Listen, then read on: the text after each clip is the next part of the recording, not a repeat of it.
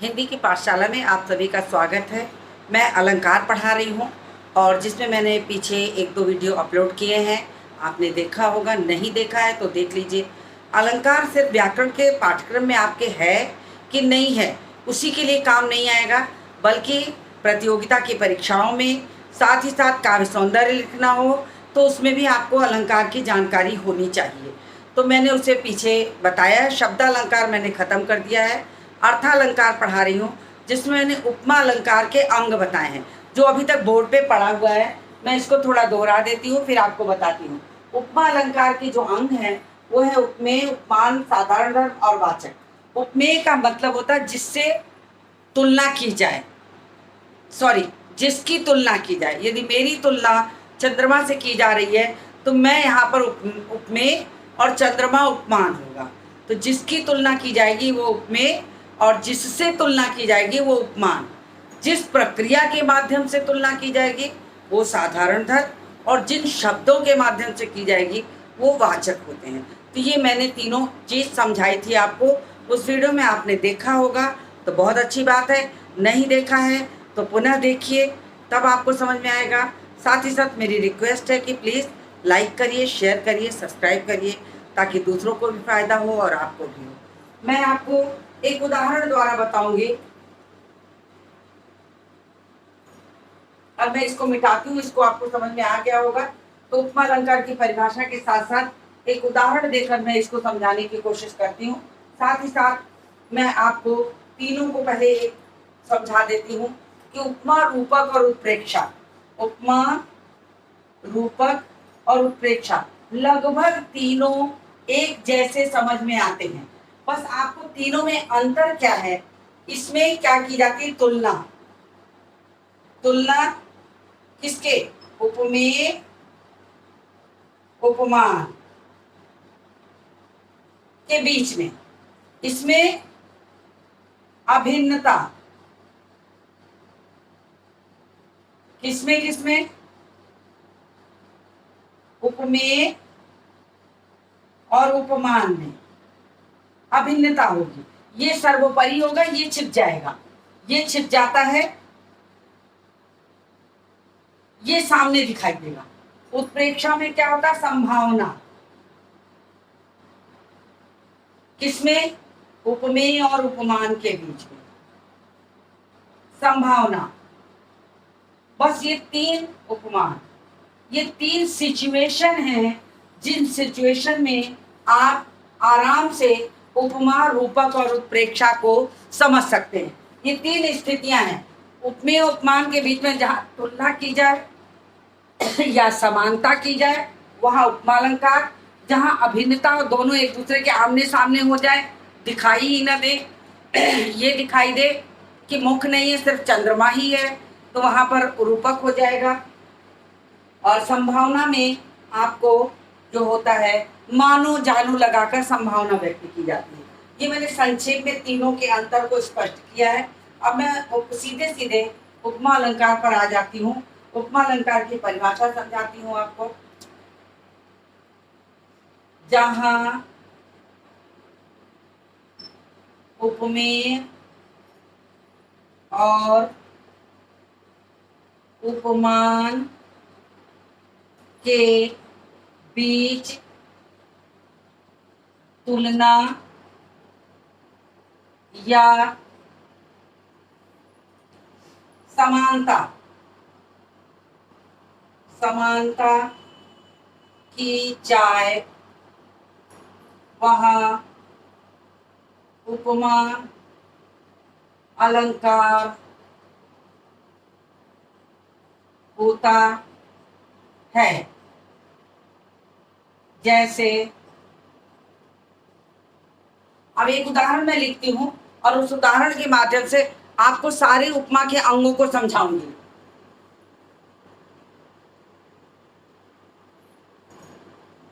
जैसे पीपर, पात, सरिस, मन डोला। अब देखिए, उपमा के जो चार अंग हैं, उपमेय, उपमान, साधारण धर्म और वाचक, ये चारों चीजें इस पंक्ति में मिलेंगी। एक है पीपर पात और दूसरा है मन। अब ये क्या है? ये उपमेय है। मन जिसकी तुलना की जा रही, उपमेय है ये। मन की तुलना की जा रही, किससे की जा रही? पीपर पात से। ये उपमान हो गया। तोलना क्या है? साधारण धर्म है। ये प्रक्रिया है जिसके माध्यम से तुलना की जा रही, तो साधारण धर्म हो गया। सरिस क्या है? वाचक शब्द है। तो देखिए चारों चीजें ऐसे ही उपमा में आपको सब में मिलेंगी, लेकिन मैं सब में नहीं समझा सकती हूँ। लेकिन एक आपको चीज जरूरी बता रही हूँ कि उपमा अलंकार के कुछ वाचक शब्द आप याद कर लीजिए, तो आपको उपमा अलंकार पहचानना बहुत आसान हो जाएगा। उपमा अलंकार के जो वाचक शब्द हैं वो कौन कौन से हैं वो बता देती हूँ। सी, सा, इव, जिमी, जैसे, सरिस, सदृश, ये इतने शब्द हैं। सदृश, सरिस, जैसे, जिमी, इवी, सा, सी, ये इतने वाचक जो शब्द हैं, इतने ऐसे ही एक दो और होंगे। तो ये सारे वाचक शब्द अगर उपमा अलंकार का कोई भी उदाहरण देगा, उसमें से कोई ना कोई वाचक शब्द उसके साथ जरूर जुड़ा होगा। सा, सी, इवी, जिमी, जैसे, सरिस, सदृश, ये सारी चीजें आपको उसमें कहीं ना कहीं मिलेंगी। अब आप ध्यान से देखिएगा, मैं एक दो उदाहरण लिखती हूँ, फिर आप देखिएगा कि उसमें ये है कि नहीं है। मैं इसको मिटा दे रही हूँ क्योंकि जगह नहीं है, ऊपर से मिटाती हूँ।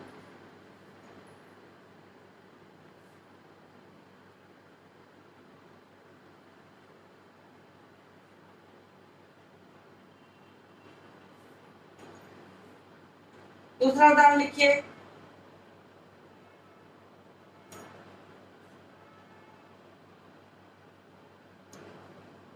सिंधु सा विस्तृत है अथाह, सिंधु सा विस्तृत है अथाह, है अथाह, एक निर्वसित का उत्साह, एक निर्वासित का उत्साह। देखिए यहां सा आया है, ये वाचक शब्द है, यानी यहाँ सिंधु सा विस्तृत कहते ही आपको ये समझ में आ जाना चाहिए कि ये उपमा अलंकार है। कुछ ना आता हो, उपमेय ना पहचानते हो, उपमान ना पहचानते हो, लेकिन आपको उपमा अलंकार पहचानने को अगर आया है तो आप ये जान लीजिए कि अगर उसमें सा, सी, इवी, जिमी, जैसे आदि वाचक शब्द मिल रहे हैं तो हो न हो वो उपमा अलंकार ही है।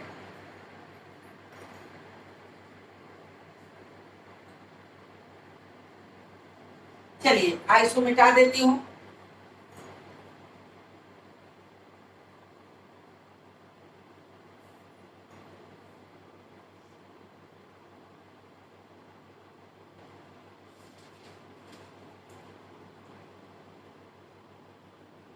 काम सा रूप प्रताप दिनेश सा। दूसरा उदाहरण देखिए, तीसरा लिखती हूँ। काम सा रूप, काम सा रूप प्रताप दिनेश सा, प्रताप दिनेश सा। अब देखिए इसमें भी सा आ रहा है, देखिए अंडरलाइन कर दे रही हूँ, आपको अपने आप समझ में आने लगेगा। सोम सा सी, सोम सा सी, सोम सा सी, राम, राम रहीम का।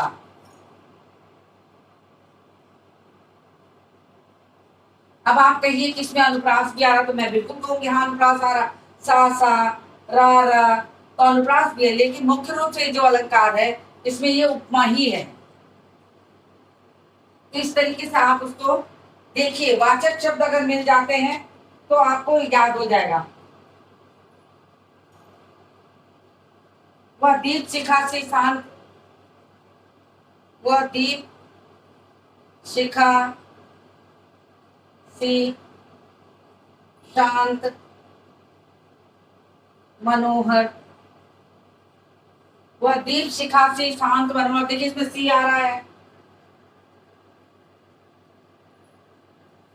मनोहर शांत भाव में लीन, मनोहर शांत भाव में लीन, मनोहर शांत भाव में लीन। अब देखिए यहाँ पर सी आया है,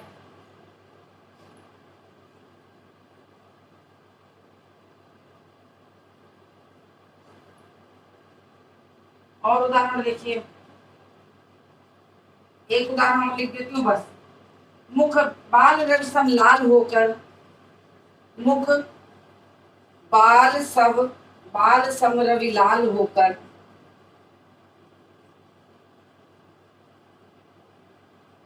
मुख बाल सम रवि लाल होकर, ध्यान से देखिएगा उसमें सम आ रहा है,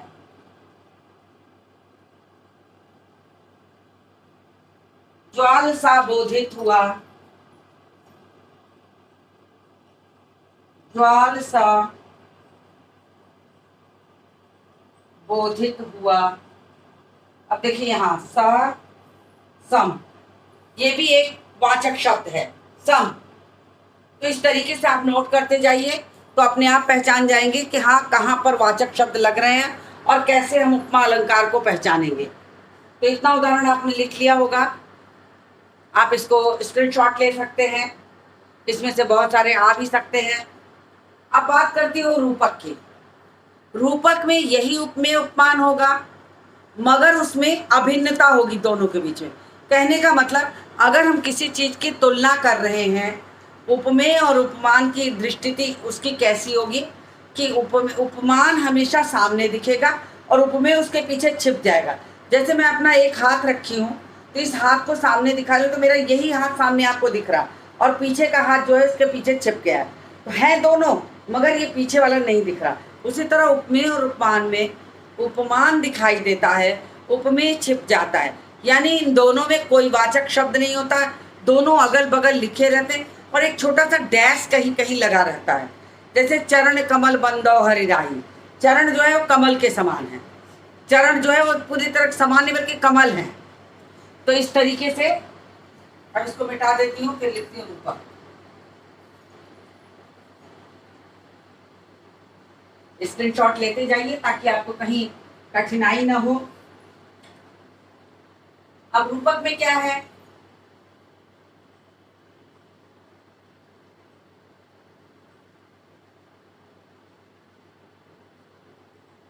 रूपक अलंकार जहां उपमेय और उपमान के बीच अभिन्नता हो। अभिन्नता कैसे हो, मैंने अभी आपको समझाया कि अभिन्नता कैसे होती है। यानी उपमान सामने दिखाई देगा, उपमेय उसके अंदर छिप जाएगा। अभिन्नता हो वहां रूपक अलंकार होता है। जैसे अब आप यही समझिए कैसे इसको पहचानेंगे कि दोनों के बीच में अभिन्नता है, दोनों के बीच में अभिन्नता है। यानी उपमेय उपमान जो है वो सामने दिखाई देगा और उपमेय जो है वो पीछे उसके छिप जाएगा। तो बस यही आप जान के रखिए। जैसे उदाहरण लिखती हूँ, पायो जी मैंने राम रतन धन पायो, पायो जी मैंने राम रतन धन पायो। अब देखिए राम रूपी धन, राम रूपी रतन, राम रूपी रतन, रतन जो है वो आपका उपमान है और राम जो है उपमेय। लेकिन यहाँ राम को रत्न माना गया है कि राम नहीं वो रत्न है। जैसे किसी को धन प्राप्त होता है उसे बहुत प्रसन्नता होती है, इसलिए राम रूपी अगर धन मिलता है तो बहुत प्रसन्न। तो राम को यहाँ धन माना गया, रतन माना गया, यहाँ पर रूपी है। इसका अर्थ जब बताया जाता है तो रूपी लगा दिया जाता है कि राम रूपी धन। तो रूपी लगा के करने से भी आपको रूपक समझ में आ जाएगा। राम के समान धन नहीं करेंगे। अगर राम के समान धन कहेंगे तो इसमें वाचक शब्द का आना जरूरी है। देखिए वाचक शब्द नहीं आ रहा है, दोनों बिल्कुल अलग साथ साथ लिखे, अदल बदल करके आमने सामने है, तो एक उपमेय एक उपमान है। तो इस तरीके से हो जाएगा। दूसरा उदाहरण लिखती हूँ। आए महंत बसंत।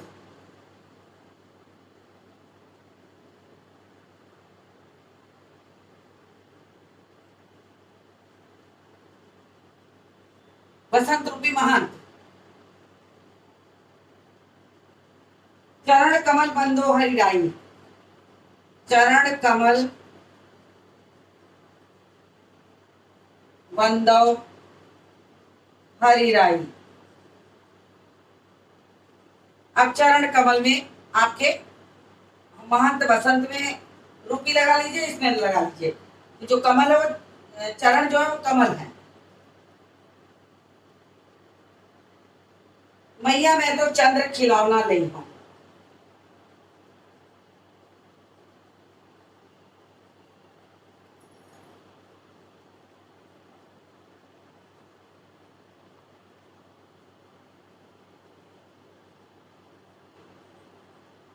चंद्र खिलौना यानी खिलौना ना होकर चंद्रमा रूपी खिलौना। खिलौना नहीं हो, चंद्रमा को खिलौना मान लिए कि खिलौना है, तो चंद्रमा रूपी खिलौना। तो आपको मैंने यहाँ पर रूपक और उपमा समझा दिया। वीडियो लंबा हो जा रहा है इसलिए इसको कट करती हूँ, खत्म करती हूँ, यहीं पर समाप्त करूँगी और उत्प्रेक्षा को मैं अगले वीडियो में समझाऊंगी। आप मेरे साथ बने रहिए ताकि आपको ये समझ में आ जाए। और प्लीज़ लाइक करिए, शेयर करिए, सब्सक्राइब करिए। और इस वीडियो को मैं यही समाप्त करती हूँ और मिलती हूँ आपसे अगले वीडियो में।